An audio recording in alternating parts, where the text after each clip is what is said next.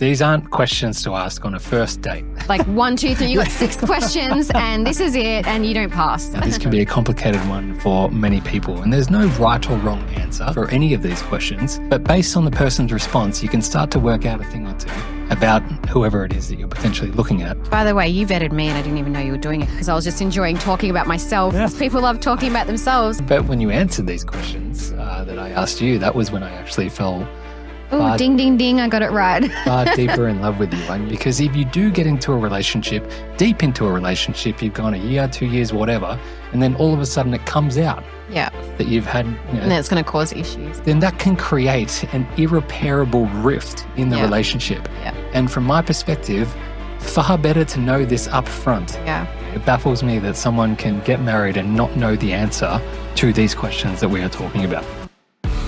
Welcome to the Steph and Jamie podcast. Learn what she's feeling and what he's thinking. Let's begin.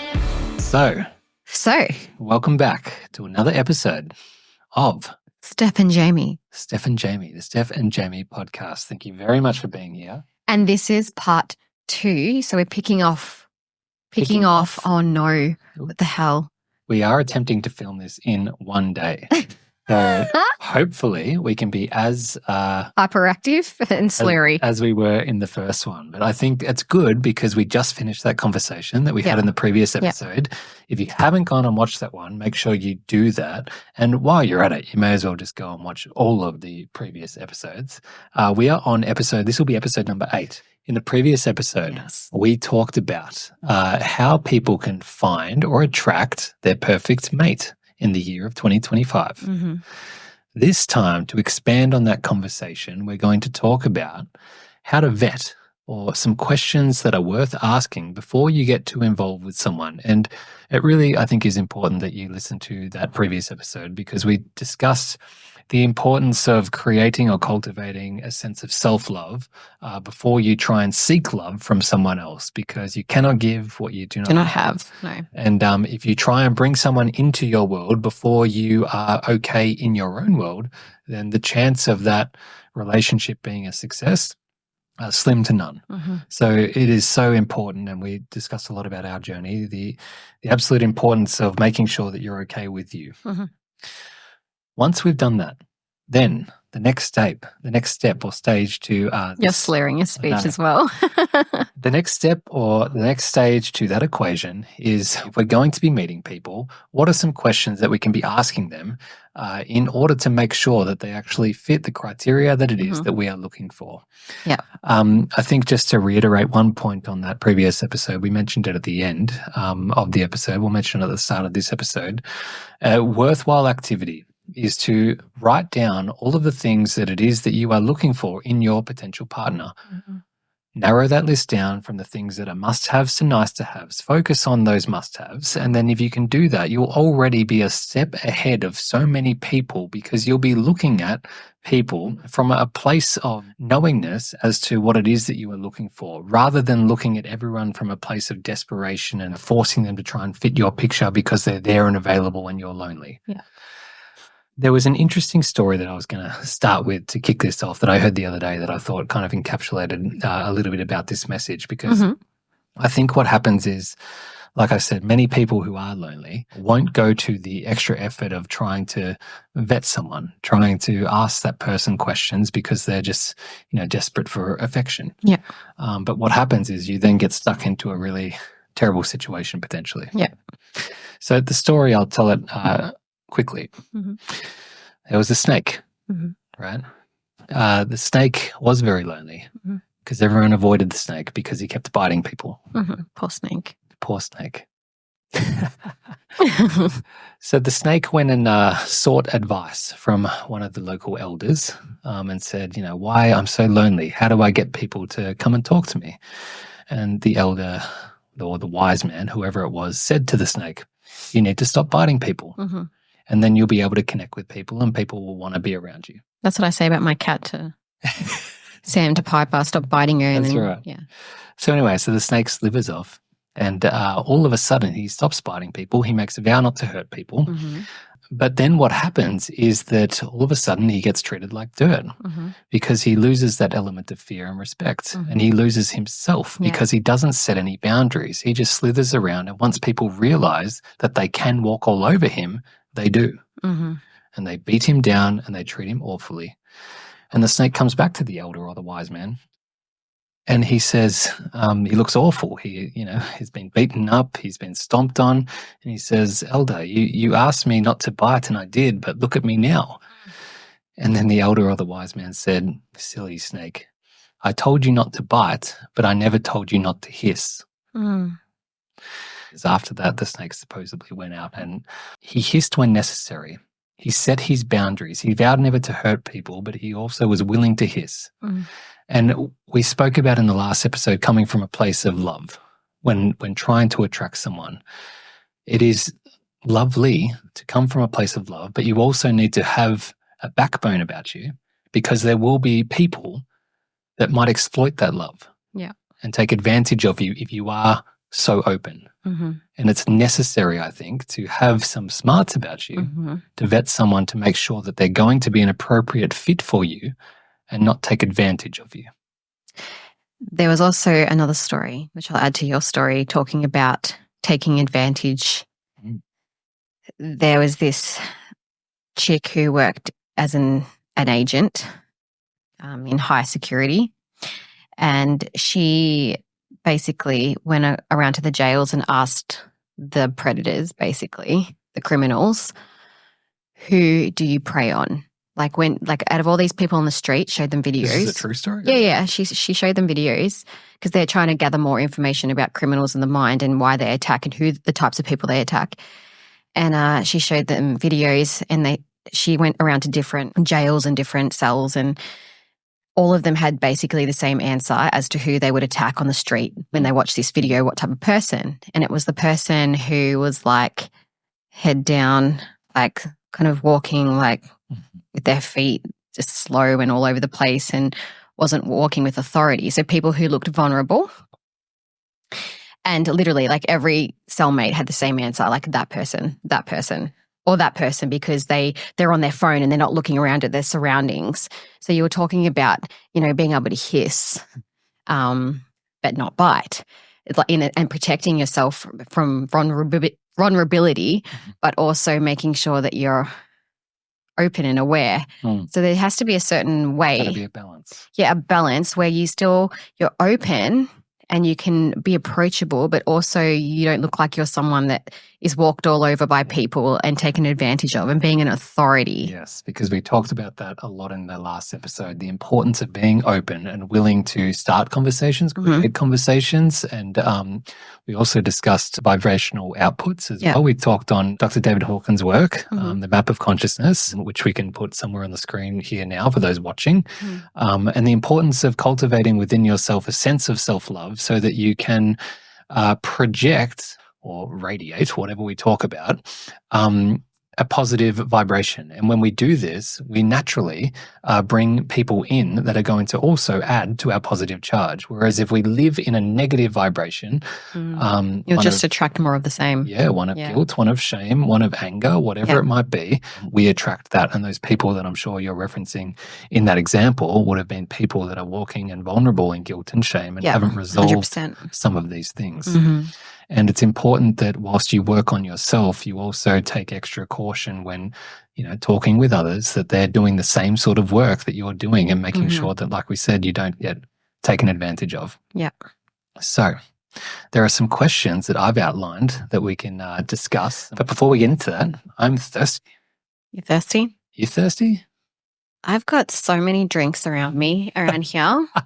The one in screen and the one that we are holding is a protein water by Nexus Nutrition. This particular product also comes in a powdered version. So if you didn't want it in a drink, you could also get it in a powdered version and manually manipulate the dose. We do have a very generous 15.5 grams of protein in each one of these cans, but if you needed more protein to fulfill your protein requirements, you can also use the powdered version. My one in particular has the extra benefits of collagen and vitamin C. Ooh. Whereas my one now we're competing, has the added caffeine in it. So if you are an energy drink type of person, why not ditch those energy drinks with something that is actually nutritious? Like, I love products that isn't packed with a whole heap of words that you can't even read, like ingredients. I'm very grateful that these guys are using high quality ingredients and minimal. So you're still getting the great taste of a special drink to make you feel happy, but you're also getting like the protein, you're getting the collagen or the caffeine or whatever, which one you decided to pick. Mine has the collagen in it. And it's actually good for the body, which I'm a big component for because I don't take a lot of supplements. I'm very careful as to what I put in my body.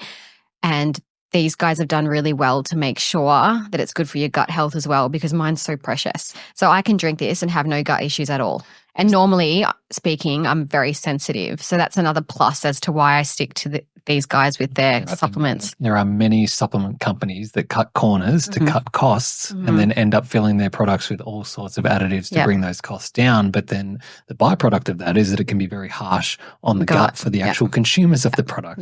Whereas these guys haven't done that. They've taken extra caution on the products or ingredients that they are using and have also taken great caution in their flavors, which are delicious. So we would highly suggest you checking them out at either Woolworths or Costco, or if you are international or just prefer to shop online, at nexusnutrition.com.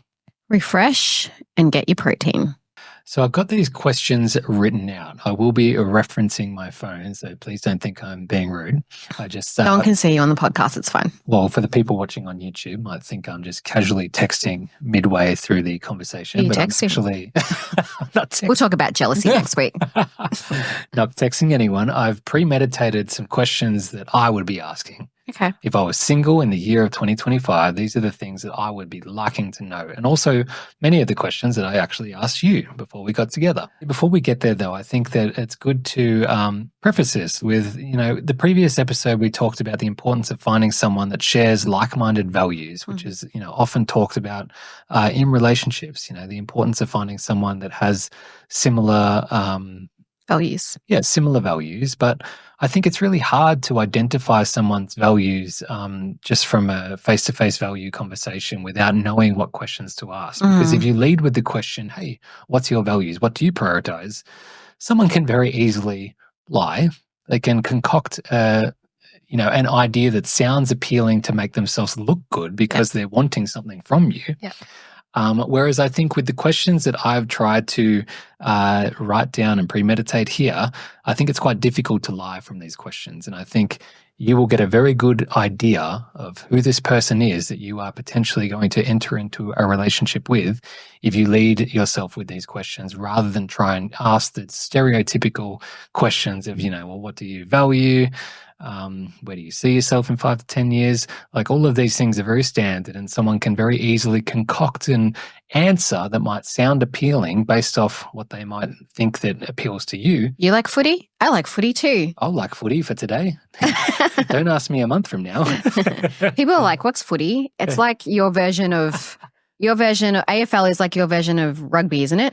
Yeah, the majority of people that do listen to this podcast are in Australia. Oh, that's good. Okay. Second closest is the US. So football is footy. We have our own Australian rules football, which is a big thing down here, down under. Yeah.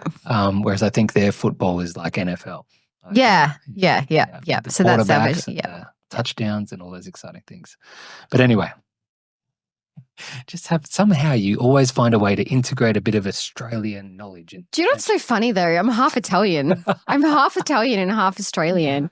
I know I'm blonde, but I'm naturally nearly black. My natural color is nearly black. Black hair. But anyway. So let me ask you these questions, Stephanie. Yes. These are what I have thought of. 6 questions that I think you could use to determine what someone's values are. And then based on that information, you can then, determine whether or not they're going to be a suitable match for you. So this is how to hiss. We're going to do 6 ways how to hiss. By the way, you vetted me and I didn't even know you were doing it because I was just enjoying talking about myself. People love talking about themselves. And at the end of it, I'm like, I didn't ask him any questions. I feel like I was just being interviewed just then. Like, what just happened? Yes, but when you answered these questions that I asked you, that was when I actually fell Oh, ding, ding, ding. I got it right. far deeper in love with you. I knew that you were a good egg. Yeah, I knew that you were right for me. Yeah. Based on your responses to some of these questions. All right. Well, let's fire these questions off. What's the first one? So the first question that I would be asking if I was single in the year of 2025 and potentially getting into a relationship is whether or not the person has any spiritual beliefs. Do they believe in God? Mm-hmm. What do they believe in? Because we all believe in something. Maybe they're religious, maybe they're not. If they're not religious, it's important to realize that while they might not worship God, they do worship something, because we all worship something. Mm-hmm.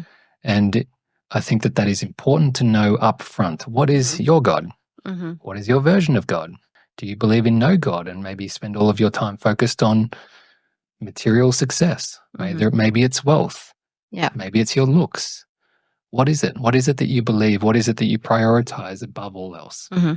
From my perspective, when we got together, as you've talked about, you were a very faith-filled woman. Mm-hmm. You had a strong religious Christian upbringing.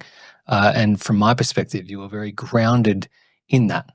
And you had a very close connection with God, which I found very attractive, because I knew if you have a good relationship with, let's call it, the man upstairs, mm-hmm. I know that you're going to have a good relationship with me, because it gives you a good sense of relating to men, mm-hmm. that paternal love that only I think God can give. Mm-hmm. And I knew that was a brilliant foundation for our relationship. Yeah. Doesn't mean that everyone has to be religious, but it's a worthwhile thing knowing, because like I said, we all worship something, and it's important to determine what this person worships. Yes. Yeah. Anything to add? You also had a very strong Christian base as well. So that was like a value that helped us connect. Absolutely. It was faith. A belief. Yeah. It was a belief. And I think that the beliefs that you do have, I think, excel or demonstrate your values. Like there are plenty of values that are demonstrated in the Christian faith, if you're Christian, which you can then, expect from each other. Yeah. So this is a good backing. All right. Question number 2. This is a big one. You're right. Itchy. Question number 2. What's your relationship like with your parents? Mm-hmm. Now, this can be a complicated one for many people, and there's no right or wrong answer. In fact, there's no right or wrong answer for any of these questions, but based on the person's response, you can start to work out a thing or two about whoever it is that you're potentially looking at. I had an ex once. As a partner. Yeah, go on. And he treated his mum poorly. Mm. I remember seeing him. He took forever to introduce me to his mum. He didn't want me to meet her. Mm. And I finally did. She was lovely, lovely lady. And then I saw him interact with her, and I was like, oh my gosh, that is so, such a turn off. That is so not okay. He was so disrespectful to her and really mean. And I was very unsettled by that. Mm.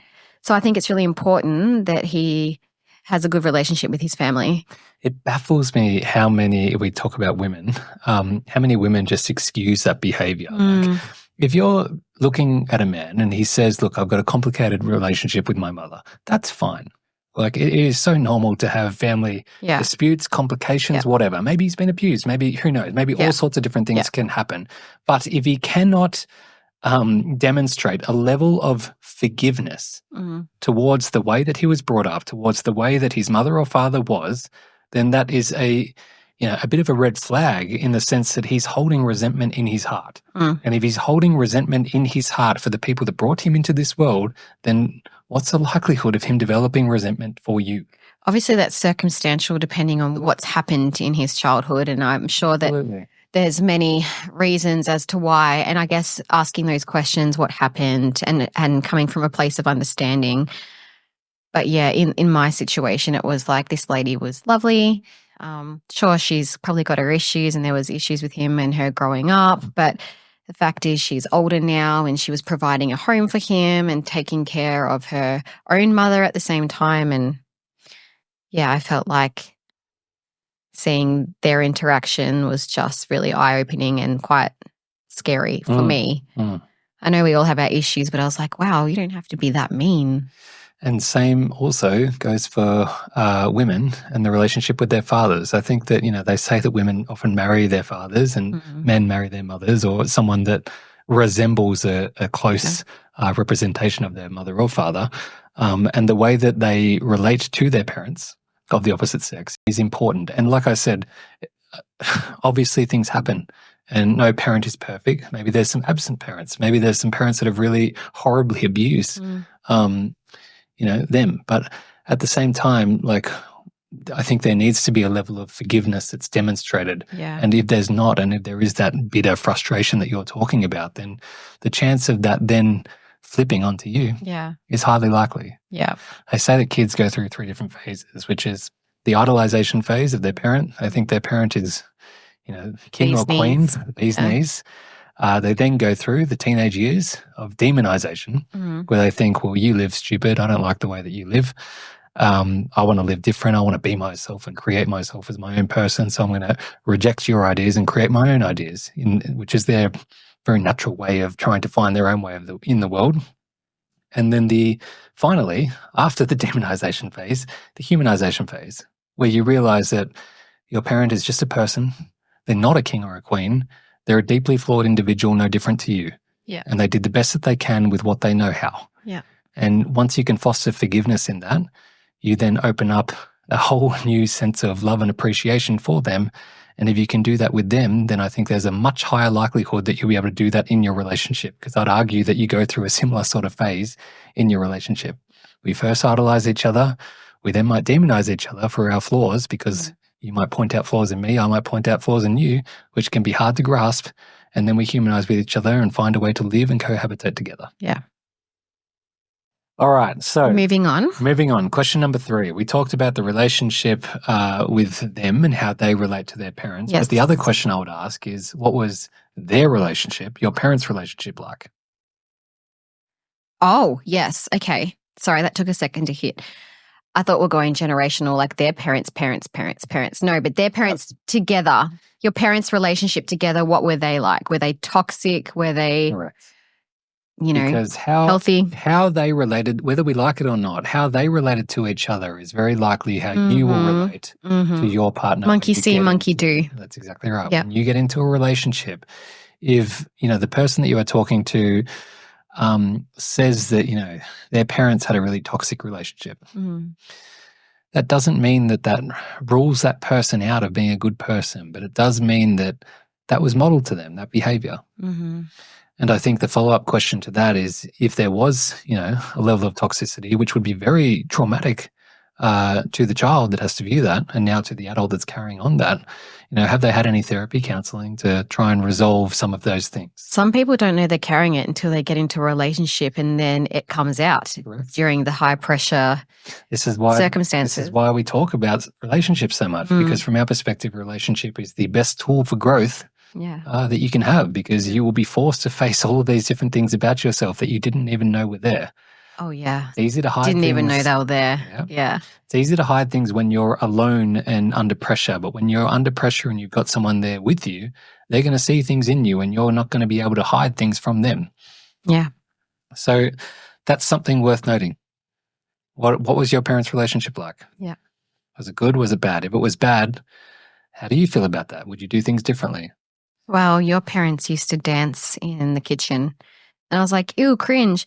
But now you do that with me. You grab me in a dance and it's sweet. But it's so cute how you watched your parents do that, and you're probably like disgusted when you were younger, or maybe you thought that was cute, but then you kind of want that for your own relationship. I always hear, I've watched, Bachelor and certain dating shows, and you'll hear the men go, I just want the relationship that my parents had. They're so in love. They've been together 50 years. I just want that for me, that long-term life partner, because that was expressed and shown to them when they were younger, just like you said. However, you've got the flip side to that. And then that brings a whole heap of traumas and issues to that young individual who had to view that, their own values and not feeling safe and what commitment looks like. So you're right, like what we have modeled to us plays a huge part when it comes to our own relationships, especially long-term ones, when the person you're with will bring up those traumas and things that you never even thought were a problem, or that you even had, issues you didn't even know you had until someone points them out in you. And then you're like, what? So, yeah, it's I think interesting. as well, like you said, my parents had a great relationship, but even if their parents had a great relationship, another thing to observe or note is their expectations of their relationship, their new relationship, because if you viewed your parents being perfect. Oh, you expect your relationship to be perfect as well. Correct. You Yeah. don't need to bang the Sorry, microphone, I Steph. got real Settle passionate down. just then. Yeah.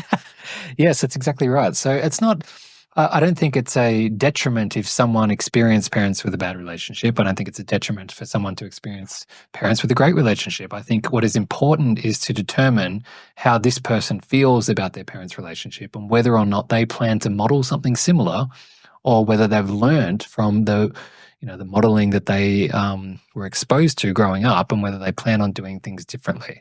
Yeah. Some level of self-reflection into their upbringing is necessary, because in your upbringing is those pivotal years that, whether we like it or not, create who we are. Yeah. And it takes a lot of self-development to actually work those things out. And I think some self-development is important to be demonstrated. Yeah. All right. Next question. What Question number 4. How did your last relationship end? Were you saying she was crazy?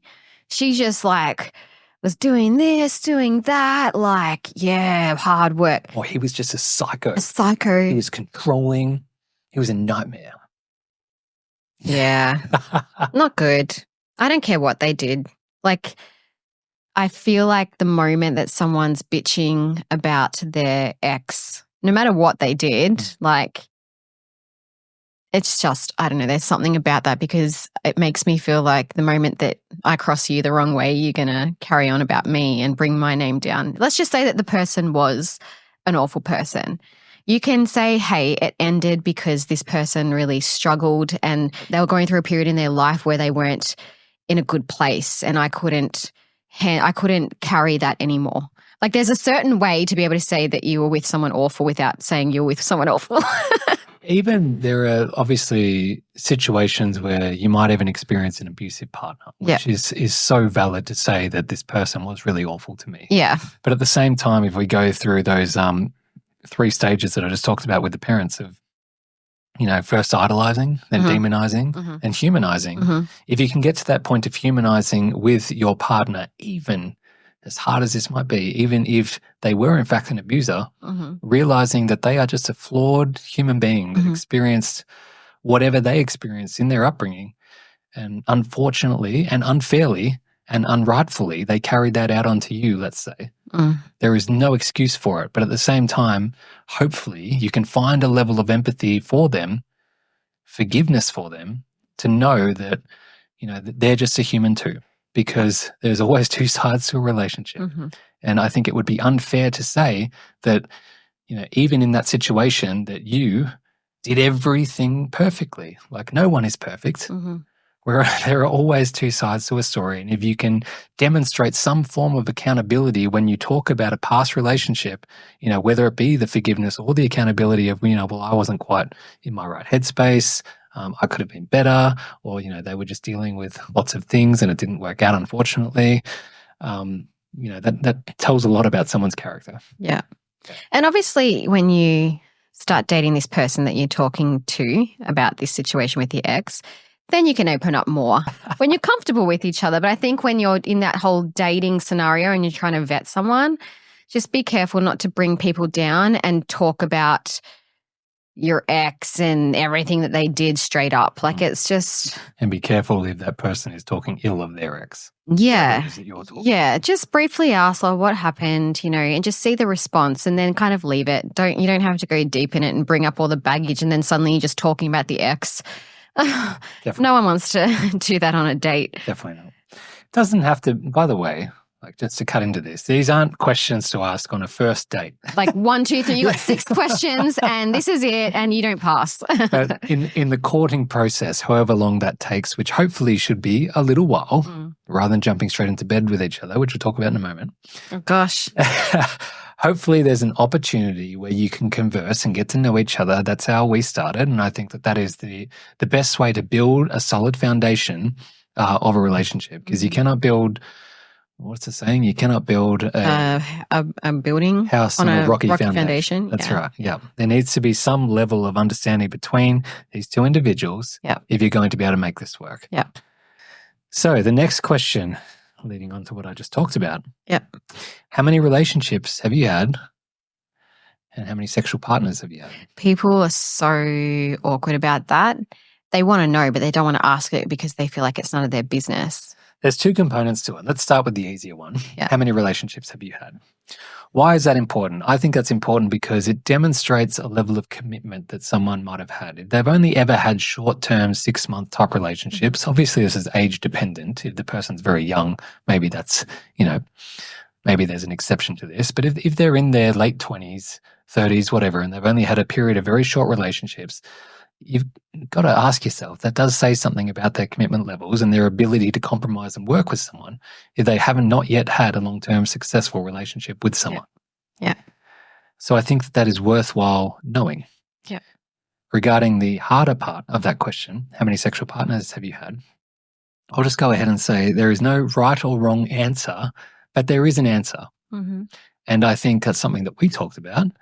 And hopefully that's something that the person that you are talking to won't be ashamed of. They can just give you an honest answer.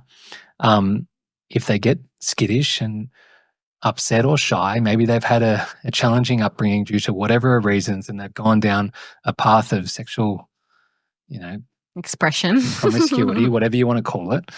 That's okay. That's a part of their journey. But I think it's worthwhile for both men and women. This often gets talked about from a men's standpoint, that they want to know her body count. But I think it's also valid for women, because this tells you a lot about the person's level of impulsivity. Yeah.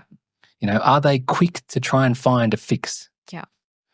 Or are they someone that's willing to put in the hard yards and someone that has a level of self-respect that they don't give themselves away so easily? Mm-hmm. Yeah. And like I said, there's no right or wrong. If you've had a sexually expressive past, let's say, that's fine. That's your journey. But it's important to be upfront with the person that you are potentially getting into a relationship with. Because if you do get into a relationship, deep into a relationship, you've gone a year, 2 years, whatever, and then all of a sudden it comes out. Yeah. That you've had, and then it's going to cause issues. Yeah, that you've had, let's say, 30 partners or whatever it might be. Then that can create an irreparable rift in the relationship. Yeah. And from my perspective, far better to know this up front than finding out all of this shit that's hidden in the closet. Lay everything out on the cards and find out whether or not this person can actually love you for you, your warts and all, so to say. Yeah. And if they can't, then that's on them. That's fine. Yeah. They're not right for you. On to the next. But this is something that I think should be disclosed earlier rather than later. Yeah. Disagree or agree? No, I agree. A very awkward conversation to have. Like, hey, how many people have you slept with? They'll be like, none of your business. Well, you see, I don't know how much we want to tell, but we were both very comfortable with our number. We'd obviously had previous partners, but we weren't carrying any shame about that. It's so crazy how everyone views it differently. Hey, some people are like, my body, my rules. Other people are like, I'm waiting for my someone. Yep. And again, no right or wrong, but understand that people will have an opinion about it. Yeah. And your future partner deserves to know. I feel like they deserve to know. Absolutely. Yeah. Because there is so much evidence, by the way, empirical evidence that supports the fact that the more sexual partners that you have, the less likelihood of a successful relationship or marriage that you're going to have in the future. Yeah. So there is a direct correlation with more sexual partners equals higher chance of divorce or higher chance of relationship dissatisfaction. I'll put the statistics somewhere on this video, but that is a real thing. So like it or not, that this is a thing. Again, if you've had an exploratory past, there's no shame in that, but be upfront about it, come to terms with it and be open about it. Yeah. All right, moving on. The next question I would like to ask is, what is the biggest challenge you've faced in your life to date? Yeah. Why that's important? I think that that's important because it will demonstrate their willingness to be vulnerable with you, and it will also demonstrate their resilience, but also their ability to communicate their struggles. If they can effectively communicate their struggles, they can effectively communicate their needs. And we know that communication is probably like the most fundamental thing that is needed for a successful long-term relationship. Mhm.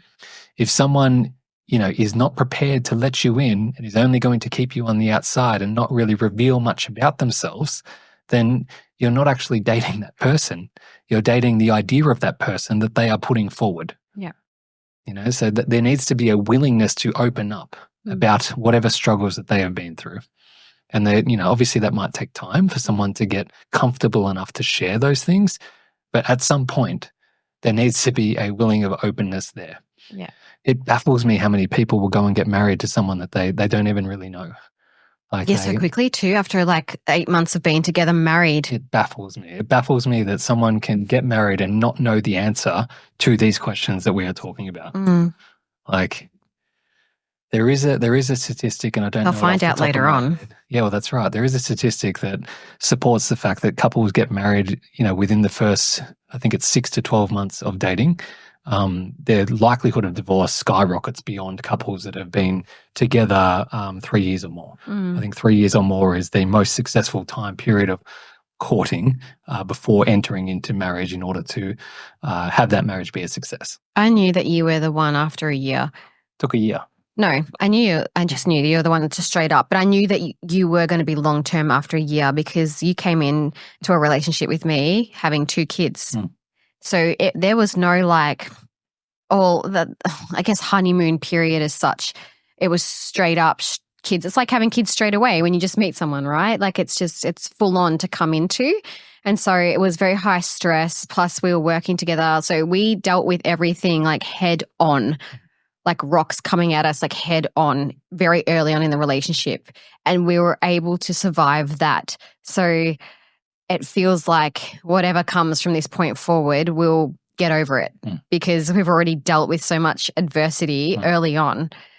Whereas couples, they get together really, really quickly, get married, do all the things really, really quickly, and then the adversity comes later and then they realize— You're the real person. Yeah, the honeymoon period's over. Now they've had kids and now it's like, oh my gosh, these kids are too much. We don't have time together. Now I just want to be single. It's sometimes you need to do things backwards. Sometimes. It's funny, we since we've started sharing clips and thoughts on this podcast, it's episode number 8 now, so there's been 7 episodes prior to this where we've shared different ideas. And so many people get triggered about the idea of, well, you guys are having conflicts, you shouldn't have conflict. That's, that just means that there's a— Conflict is passion. Well, in their opinion, the Italians would say, often single people's opinion or people that have only ever had short-term relationships, they come at it from the approach of, well, you shouldn't be arguing. You shouldn't be getting frustrated with each other. If you are, that relationship's not right. And it's like, welcome to life, buddy. Like maybe you haven't been through many adversities in your relationship, but you will if you stay together long enough. And when you do, you come back to me and you tell me about how you never argued, how you never had disputes, how you never had passionate debates. I would ask, are you both growing in the relationship if that's the case? Because no one's bringing up any issues with each other, and there would be issues there. They're burying it. So how is that a growth in your relationship? Your roommates that share a bed. Yeah, you've got to bring these things up and challenge each other. Like if I'm not happy with you, I'll let you know about it. Well, you might argue as well, in my eyes, that's the definition of a soul mate. Like we can be mates at a physical level and share bodies, let's say. Yeah. But a soulmate is someone that's willing to help your soul, the spiritual part of you, expand and grow. I've got an example for you. It's so funny. And also the rate of resilience it helps with resilience in your relationship. When you do bring up things and how quickly you can get over it and solve it. And the longer you're together, the better you get at it. Example today, when we were talking to a friend of ours about his relationship at the gym, he was bringing up some issues and things like that. And then you said to him, oh, what did you say? You go, oh, Stephanie was like— yeah. What did you say? He was saying, it's a bit concerned that she gets mad all the time. I was like, man, 30 minutes ago, Steph was biting my head off. Yeah. And he's like, what? Because we were just all friends and talking again. He's like, what? Really? What? Like, yeah, it's all right. I like him now. Like just our ability to rebound quickly and get over it. When you live together, you work together, you train raise kids together, train together, do so many things together, you are bound to butt heads. Yeah. And that's very natural. There's nothing wrong with that. When I used to get mad at you earlier on in our relationship many, many years ago, I could hold on to that resentment all day. I could go without talking to you all day. And why was that, Stephanie? Because I could just hold on to that resentfulness, but I also was Why? Yes, I know. I watched my own What was question number mother 2? do that with my father. She was good at that. I hope she's not listening to this. So that was the example I had. But anyway, to the point of learning and growing, and you bringing up to me that you think that that's not okay because your parents were very different, you showing me another way because I hadn't had no one show me a different way. Mm-hmm. I only knew what I knew. Mm-hmm. And so you had the guts and the tenacity, if you will, to come to me and say what you weren't and were okay with. And let me just interject and say that it's not that this way that I had was superior, because the thing that I really learned from you and from your family, especially your mother, to give her credit, is that she's a very expressive woman and someone that is willing to say what it is that she thinks and believes in a passionate way. Which is what I do. Which is what you do, one of the reasons I love you, but something that I was very maybe reserved in and suppressed in because I was sort of, only ever shown a, righteous, proper way of doing things. Learning to be more expressive and be willing to put my beliefs out there is something that I very much learned from you and obviously from her as well. So we take these bits from our upbringing, we merge them together and hopefully grow into that more whole version of our thing. And then the more we do it and the more we give each other feedback, the quicker we can get over things and the quicker that we can grow. That's why I was like that example at the gym. He was so surprised that I could be just normal with you now because in his situation, she goes all day. Yeah. So, yeah, and I totally get that because I used to be like that. So it's just interesting. But as you grow, what once took us a day to recover from now only might take 10 minutes and then we're over it. Maybe 5, maybe 2, depends on if you rub my back or not. All right, let's wrap this up. I think this is question number 6. I've lost count now. Is it the last one? Well, I did have the question, what's your future vision in regards to marriage, to kids, to work, to where you live, like all of these. Where do you see yourself in the next couple of years? Yeah, all of these really logical things. I would like to think that that's a pretty common question, common sense. I'm trying to give questions that, most people might not have the guts to ask or think to ask. So I'm going to go ahead and assume that that's something that should be talked about. I don't think we need to dive into depth on that particular subject, but clearly there needs to be some level of agreement that we're moving in a path that, resembles each other's visions. Yeah. Because if you're moving one way, you don't want kids, for example, and you do want kids, then clearly that's going to be a problem. So, although I knew a girl that got married and she said to him before they got married, I don't want any more kids. She had 2 of her own and he had none. And he was like, I don't care. I'm okay with that. And they ended up having a kid like last year. So things can change as you grow and, do things together. So don't be hell-bent on that's what they think and then that's set in motion. Obviously, some people actually do say what they believe, but yeah, there has to be some openness that things can change. Of course. Yep. But I think that's why I think if we answer these first few questions, we'll find those values and willingness to work with each other. And then I think that almost supersedes the logistical question of where do you see yourself in 5 years? Because let's be honest, no one knows where we're going to be in 5 years. We might have certain aspirations, but life's going to happen and we're going to bend and turn in different ways. Yes. And I think if you can get these other things, known, then your level of awareness about that person and their willingness to compromise and work with you and meet you halfway is going to be demonstrated from these questions. Yeah. So the final question I had was how you feel if we get into a relationship. How do you feel about having joint bank accounts, sharing social accounts, passwords? Yeah. Do I have my things and you have your things, or do we have our things? Like, what is your belief here? How united are we going to be if we start this relationship together? In my opinion, if someone was going to say, well, no, I value my privacy, you have your things, I have my things, that might be fine at the start. But the whole idea of a relationship and a marriage is a union, right? Mm. That we unify together Yeah. and we become one. That's right. Mm. So like in our relationship, we don't have my things, your things. Mhm. We have our things. Mhm. You have very much open access to all of my social accounts, my bank accounts. Mhm. Likewise, Mhm. for me to you, we have our things. Yes. And I think that is important. And if someone isn't open to that idea and someone, wants to have their own life and not really unite with you, then I would argue that might be a red flag. Well, that's what it was like with my ex-husband. I'm not bagging him out in here, guys. It's just an experience that I had. We're all friends still. We all talk. It's fine. Jamie's friends with him. Everything's good.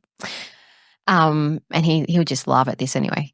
But the point is, like, that was very separate living. It was like, his money, my money, we split the bills. Whereas with you, it's like together. Our bills, our money that comes in, we work together, everything's ours. And I prefer it that way because it doesn't feel like you're my housemate. It feels like you're my soulmate and my team, and we are one. And everything is our stress, not my stress, your stress. Everything is together, and we sort it out together. And if there's a problem, it's a together thing. Like, it's union, unity. Mm-hmm. Absolutely. Couldn't agree more. Well, they were my questions. They were, I think, six questions that I would be asking when potentially looking to get into a relationship with something, that I think these things are worth knowing before you get too serious, before you get too involved. Time is precious. You are worth something just as they are worth something, and you want to make sure that you're both aligned before you get too involved, because getting too involved when you're not aligned only leads to heartbreak, also lessons. But if we can avoid the heartbreak and go straight to finding that person that you can really relate to and share a joyous relationship with, then probably the sooner you find them, the better. That is my hope for you, whoever you are listening. Yes. Don't be scared to ask questions. Don't be scared to hiss.